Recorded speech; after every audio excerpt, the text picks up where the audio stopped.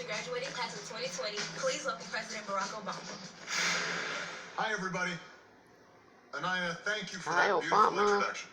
I could not be prouder of everything you've done in your time with the Obama Foundation.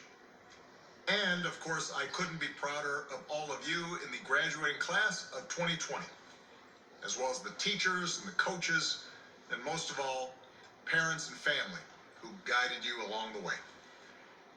Now, graduating is a big achievement under any circumstances.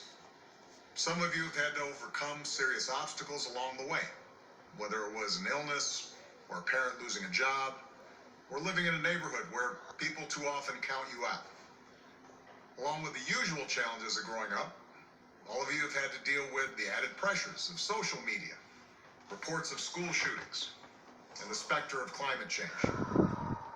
And then, just as you're about to celebrate having made it through, just as you've been looking forward to proms and senior nights, graduation ceremonies, and, let's face it, a whole bunch of parties, the world is turned upside down by a global pandemic. And as much as I'm sure you love your parents, I'll bet that being stuck at home with them and playing board games or watching Tiger King on TV is not exactly how you envisioned the last few months of your senior year. Now, I'll be honest with you. The disappointments of missing a live graduation, those will pass pretty quick. I don't remember much of my own high school graduation. I never went. I know that not having to sit there and listen to a commencement speaker isn't all that bad.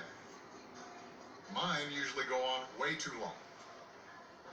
Also, not that many people look great in those caps, especially if you have big ears like me. And you'll have plenty of time to catch up with your friends once the immediate public health crisis is over.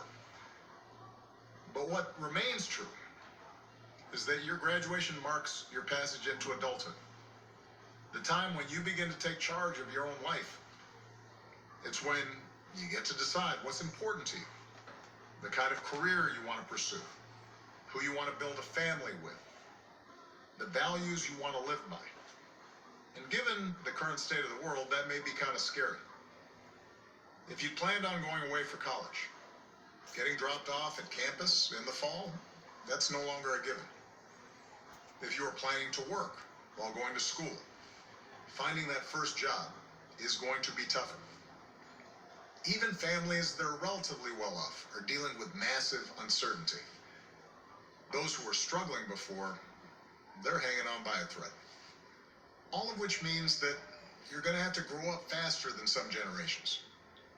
This pandemic has shaken up the status quo and laid bare a lot of our country's deep-seated problems. From massive economic inequality to ongoing racial disparities to a lack of basic health care for people who need it. It's woken a lot of young people up to the fact that the old ways of doing things just don't work. That it doesn't matter how much money you make if everyone around you is hungry and sick. And that our society and our democracy only work when we think not just about ourselves, but about each other. It's also pulled the curtain back on another hard truth. Something that we all have to eventually accept once our childhood comes to an end. You know, all those adults that used to think were in charge and knew what they were doing, turns out they don't have all the answers. A lot of them aren't even asking the right questions.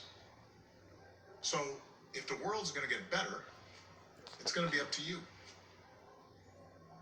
That realization may be kind of intimidating, but I hope it's also inspiring. With all the challenges this country faces right now, nobody can tell you, no, you're too young to understand, or this is how it's always been done. Because with so much uncertainty, with everything suddenly up for grabs, this is your generation's world to shape. Since I'm one of the old guys, I won't tell you what to do with this power that rests in your hands. But I'll leave you with 3 quick pieces of advice. First, don't be afraid. America's gone through tough times before. Slavery, civil war, famine, disease, the Great Depression, and 9/11.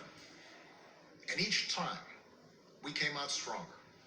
Usually because a new generation, young people like you, learned from past mistakes and figured out how to make things better.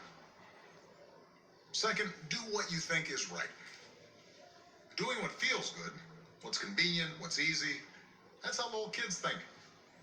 Unfortunately, a lot of so-called grown-ups, including some with fancy titles and important jobs, still think that way, which is why things are so screwed up. I hope that instead you decide to ground yourself in values that last, like honesty, hard work, responsibility, fairness, generosity, respect for others. You won't get it right every time. You'll make mistakes like we all do.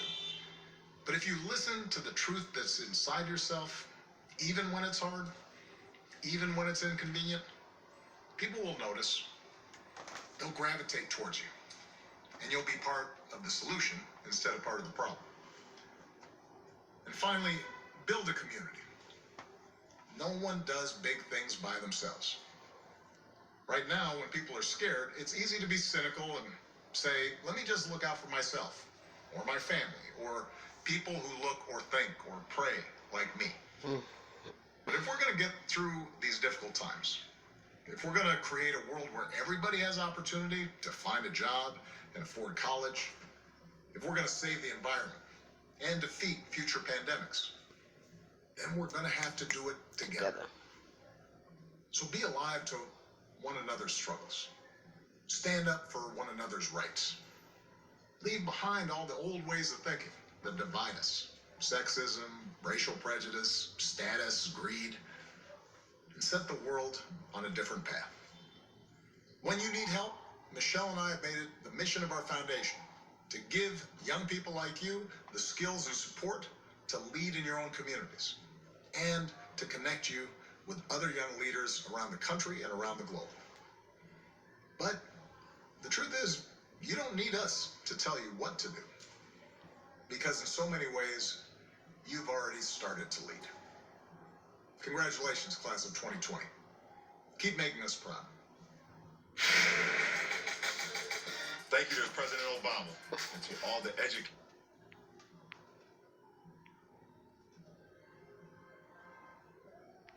Mm-hmm.